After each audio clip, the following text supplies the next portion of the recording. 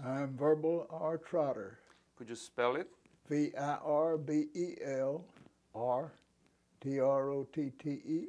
What is your birthday?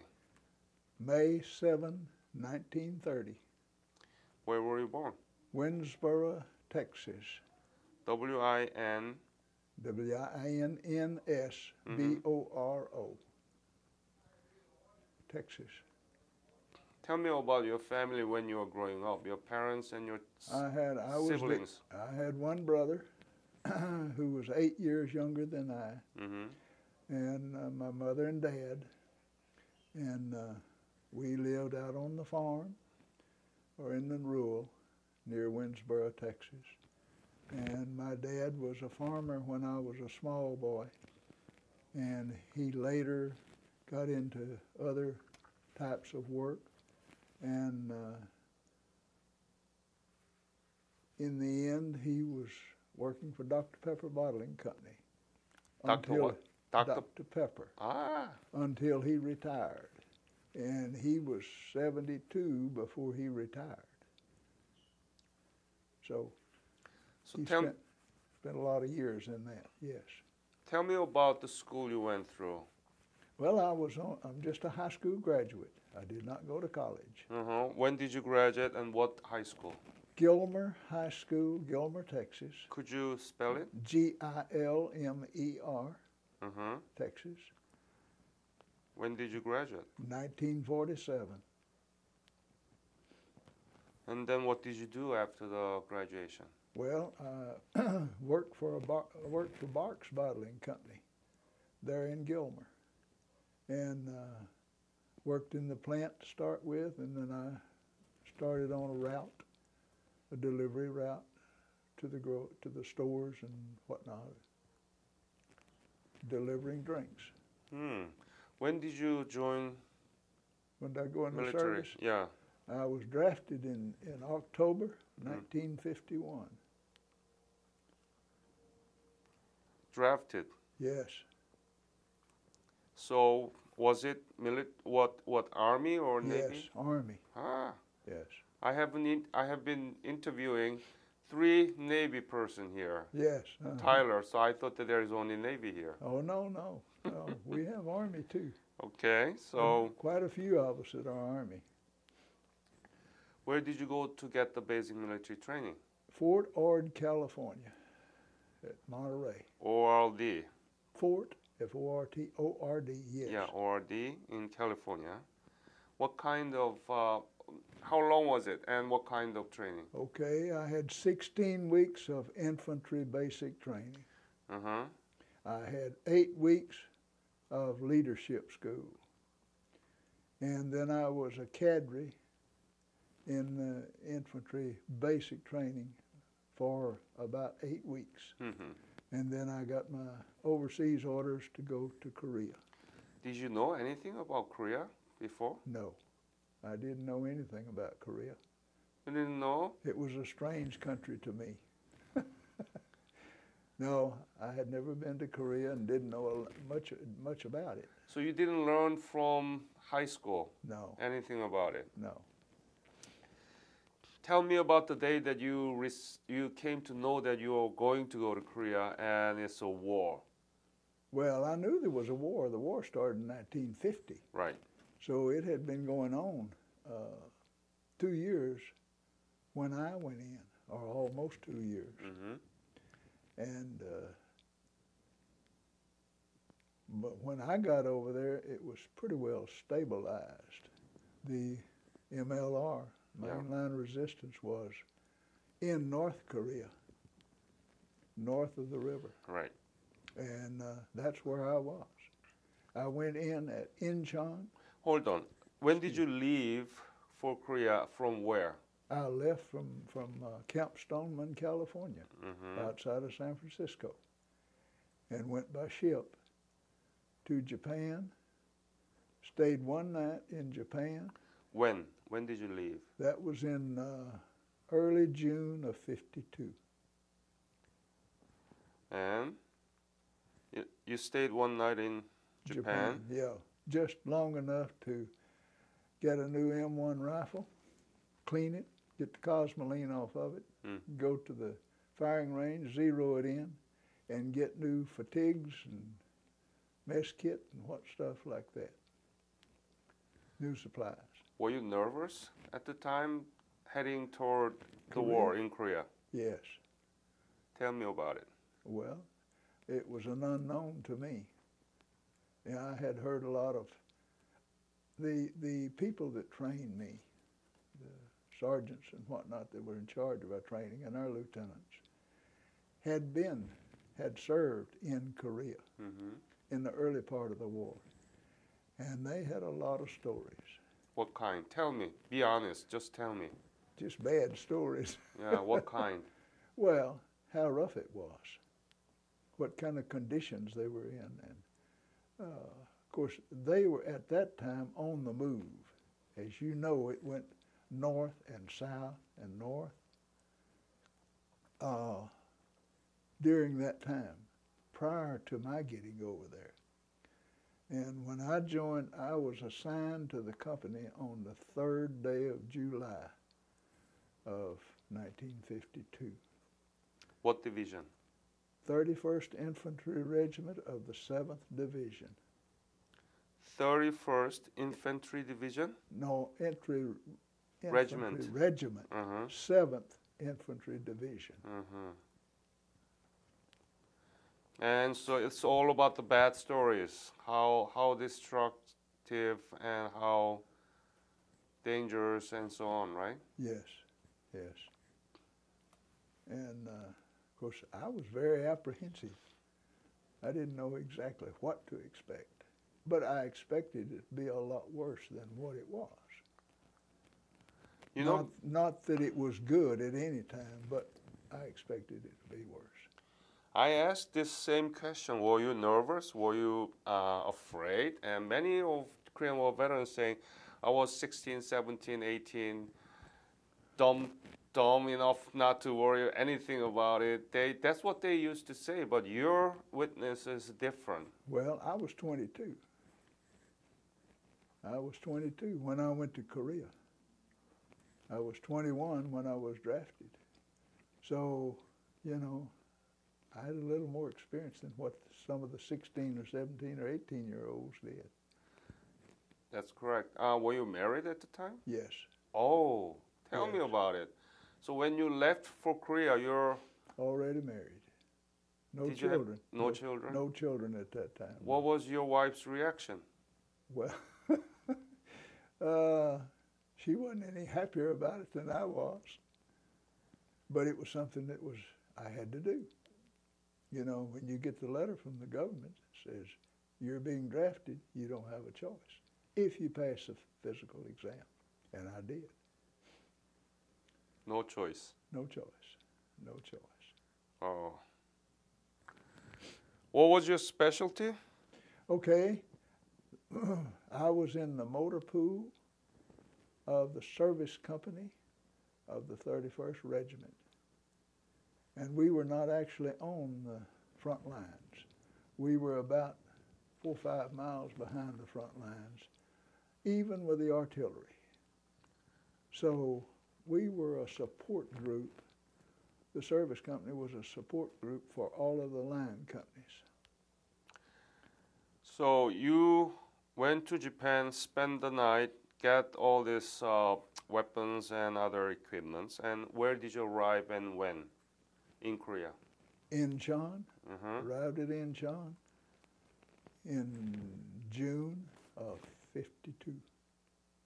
Latter part of June. June 1952. Tell me about that. After you arrived in Incheon, what happened to you? Well, where did you go and what did you do? Okay. And tell me about the scene that you saw in Korea around that time. How was it? Tell me, where did you go and what did you do and what was the scenes? Okay. We landed at Incheon. That's where we went in. They put us on trucks, carried us to Chuncheon, Korea. And that was a repo depot place there in Chuncheon, distribution place for troops. And from there, I was there, 3 or 4 days. And then from there we went by truck north to the Coomwa Valley. And that's where I went into the 31st Regiment Service Company, assigned to the service company there. And that was on the 3rd day of July, 1952. And our job was to keep supplies to the front lines, ammunition, food, clothing, troops, and whatever. That was our job. We were a support group. Was it dangerous? Well, yes and no. Tell me. Of course, Korea, where we were, was nothing but hills and valleys. That's it. You're either going up or down or across to the next hill. And if you were behind the hill from the enemy, the only thing you had to worry about was mortar. Now, they could drop mortar right in on top of you, but artillery or small arms couldn't reach you if you were on the opposite side of the hill from the enemy. We went up on front line, and what amazed me was the way that the war went. I expected a lot of daytime fighting. It was as quiet in the daytime as it is right here. Mm-hmm. Nothing going on. At dusk, dark, that's when the shooting fire started. And they went all night long. And that amazed me. Why? I just wasn't expecting that. How intensive was it? Can you remember those scenes and tell me about those? Yes. When we would go up on the front lines to carry supplies up, the GIs would just be out on top of their bunkers. They were in bunkers, and they'd be out on top and washing their clothes or doing something, cleaning their rifles, just sitting around in the daytime. Now, and that's when we carried supplies up, was in the daytime. The only time we'd go up on line at night was if we were transferring one group of troops in and relieving another group, and we did that ever so often. As they would rotate off and go back into reserve, we would move them, several trucks of them. And other than that, we didn't go up on front line at night. Now, that whole area was blackout. You couldn't drive with lights on. You had to use the blackout lights. And that's also dangerous. Yes. Well, you have to get used to it. You have to know the roads pretty well. But it's so hilly, so that even though you know, it's dangerous. Well, that's true. But if you travel those roads regularly, daily, you get accustomed to them. So you drove yourself too? I drove a truck. Mm-hmm. Yes, Mm-hmm. I did. Yeah. So you were kind of lucky because you were 4 or 5 miles behind the enemy line, even from the artillery, and you didn't encounter everyday combat, right? That's correct. Yeah. Yeah. How did you feel about that? Well, I was pleased. Hey, when they called my name out, we were replacements, Mm-hmm. and when they called all these names out, we're going assigned to different line companies, and they got down to 4 of us went into service company out of 200-300. So I felt very fortunate that I Very was staying. fortunate, Yeah, yes. because that's where I was at the time, right in service company.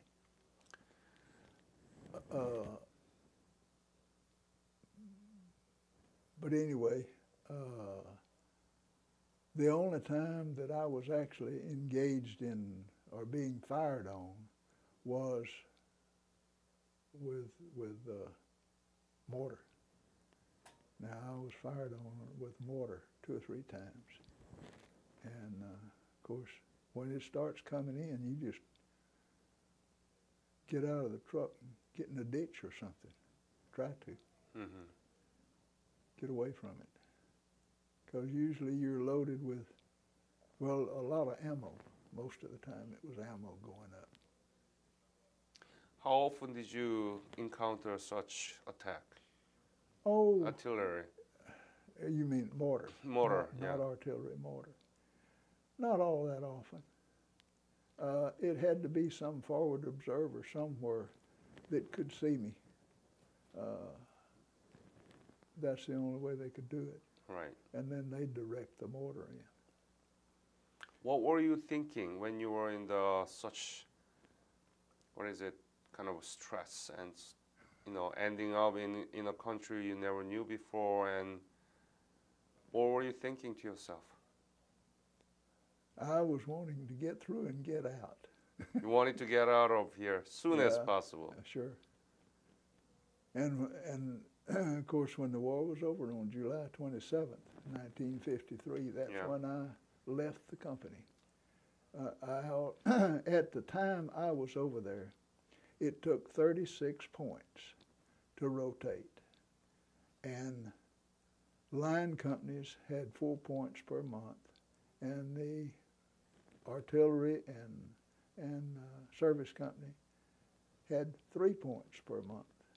So it took 12 months to get 36 points if you only got 3 a month. Anyway, I rotated with 44 points. So they didn't have replacements to replace us at the time near the end of the war. But when they had the ceasefire, that's when I left. And went back to Incheon to get on a ship to come back to the States. That must have been the happiest moment for you, right? It was a good feeling. How did you feel about the ceasefire when it was first announced? What were you thinking? Praise the Lord. You bet. I was glad it was over. Because there was a lot of guys killed there on both sides. Did you see that? Killed? Oh yes. That was one part of my job, was to carry the dead bodies. See, they put them in a bag, a black bag, and we had to take them, put them in the truck, haul them back down to what they call GRO, Graves Restoration, and they processed the bodies out. Oh yes. We had some battles over there.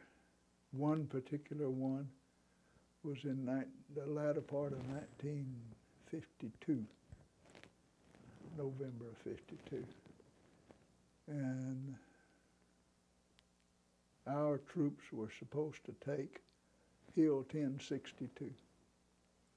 And they were down in a valley, dug in a railroad dump that went through there. And the bunkers, that's where the bunkers were. And the Chinese and the North Koreans were up on the hill. And the United States Army wanted to take that hill. But now I have not been back to Korea since I left there, but I've seen pictures and talked to several that have been there. And South Korea is a very prosperous nation, very. And I don't think North Korea is. South Korea is 13th largest economy in the world. It can be ranked between 10 to 13, and it's the size of Indiana, and that completely destroyed in 1953 by the end of the war. Yeah. Now we are prospering country in economy, and we are very strong in democracy too. I did not have I did not think that South Korea would prosper as much as it has. I really didn't. Why not? Well, to me, it was a poor country. A lot of rice farmers. There wasn't that much industry there that I knew about.